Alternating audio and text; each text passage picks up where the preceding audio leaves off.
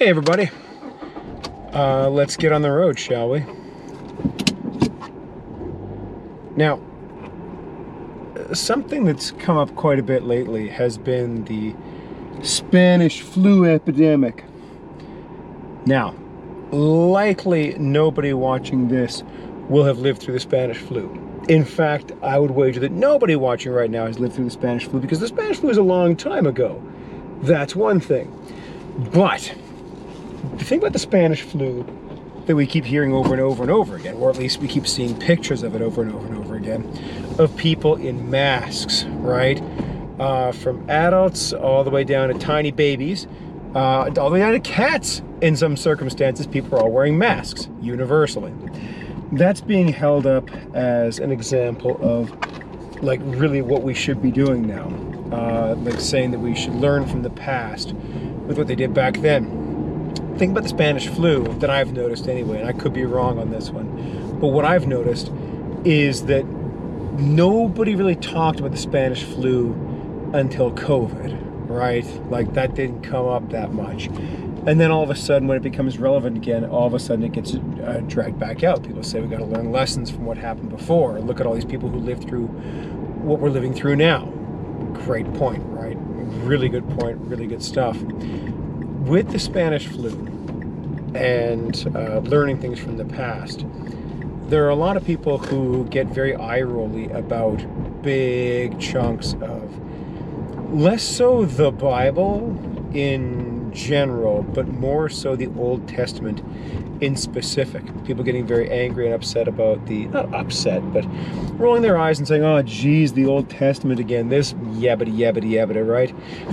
Just running out of gas and saying this is boring and tired and staid and we're not really all that interested in it because it's very repetitious. What does this have to do with today? Well, the expression goes that if you forget the past, you're doomed to repeat it. And the Spanish flu should have taught us that if you forget what happened with the last pandemic, you're going to be in real bad shape to know what to do with the current one. The stories in the Old Testament are there for a reason. They repeat for a reason. They run in circles. Again, it's like poetry, like they rhyme, right? They go through over and over and over again, where you see the people of Israel doing the same thing over and over and over again, where they worship God, then they fall away from grace, they chase after false idols, then they receive the penalty for that, and then they cry back to God and God delivers them. Lather, rinse, repeat, right? But they keep forgetting what just happened is the point of the story, right? It doesn't matter how frequently it happens, they keep forgetting what just happened that minute. What they'll do is they'll say, well, how about that? We have just seen God do amazing, wonderful things, but what's he done lately? And they'll do, as it says in the scriptures, everybody does what's right in his own eyes. They will do what seems good to them. They'll do what seems right to them. They'll follow their own pursuits, and they'll end up in the natural consequences of that. And then they'll cry out to God and say, God, please save me, and God, deliver me. When you read through the Old Testament, it's a frustrating time because you look at these people making the same mistakes over and over and over again, and you think to yourself, like, guys, how do you not get it? Like, how did you not know what just happened? How are you, to quote Jesus, how are you still so dull? None of this seems complicated, and yet people fall into the same traps over and over and over again. They forget the past, and they are very much doomed to repeat it again. To do the same things, same mistakes, same problems, same hang-ups, over and over and over again, like they can't help themselves. And that brings us to today, right? That we should have by now learned something, and we haven't. We're in the same place. And you know what? We actually didn't learn that much between waves. Not really. To the point that the waves are still going. They shouldn't still be going, you understand. They should be pretty well done. But we're in a pattern where the same things happen over and over and over again, and we act surprised every time. So what should we learn? I mean, we should learn, as far as germ theory goes, what works and what doesn't, what risks we're willing to incur, what treatments work, that kind of thing, and build up on that. We shouldn't just recede back to where we were before just on principle. But secondly, as Christians, we should remember what it is that God is all about. We should remember what he does, who he is, that kind of thing. And we should learn something from these histories. They're repeated a lot for a reason. They're repeated over and over and over and over and over again so that you'll learn. So that you, as somebody who listens to these things week in and week out, and if you're a regular churchgoer, if you go to church on a regular basis, these readings form a chunk of what you would hear on a Sunday morning. You come into church on a Sunday morning and you would hear the same stories over and over and over again. They repeat themselves. The people of Israel falling away from God, repenting, being brought back, week in, week out, day in, day out. It's just constant, right?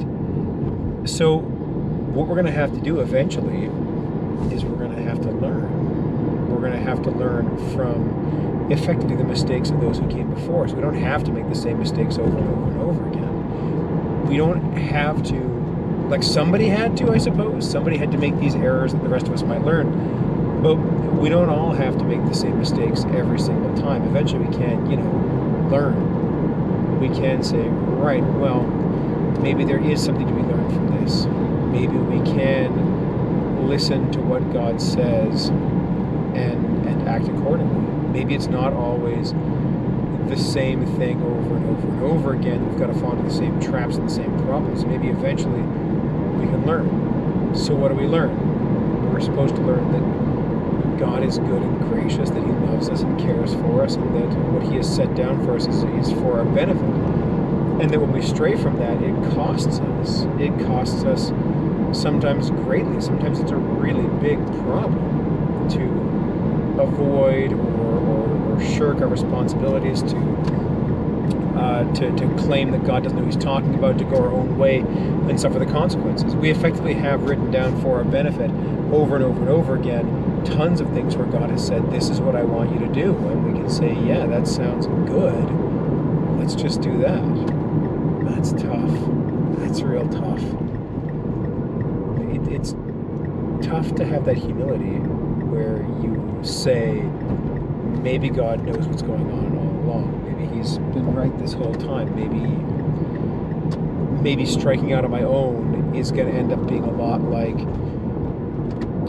rediscovering germ theory again, right? Maybe it's going to be a lot like just guessing at what works. How do diseases get spread? I don't know. Let's find out by getting sick. You don't got to do that. If we've discovered something, we don't have to go back and discover it again, right? Like you don't have to pretend like you don't know what's going to happen. God gives you his word for your benefit, right? He gives you his word, his commandments, his statutes and ordinances. He gives you those for your benefit, not for his. He wants you to be happy. He wants your joy to be full. He wants you to be a beloved, redeemed child of God, all that stuff, right? That's what he wants for you. And he doesn't, what he really does not want is he doesn't want you to go through the agonizing process of having to work this out for yourself, having to roll the dice on your own and saying what works, what doesn't, how are we going to get through this, how are we not. You don't got to do that. You can instead believe the gospel, right? Believe that the forgiveness of sins has been won. You can believe that God has given you great and wonderful gifts. He has shown you what you should be doing. He's shown you how you should rely on him and how much you should rely on him. And you can act accordingly.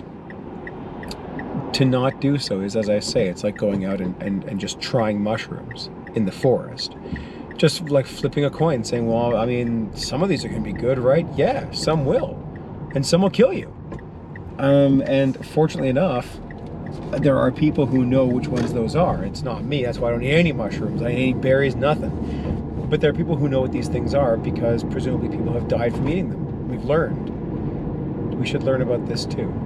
We should take stock of the situation and say, maybe God has something in mind for us, that we should be behaving in a certain way or acting or believing in a certain way. We should be comporting ourselves in a certain fashion because we don't need to reinvent everything. We can instead believe the gospel. We really can. All right. Thanks for your time today, guys. I really hope we've learned something. Over the course of a long enough period of time, I really do hope we've learned something. I hope that in some small way, these really meager, really minor discoveries that we've made will teach us something about how things work. All right, thanks for joining me on my commute. I will catch you on my next commute.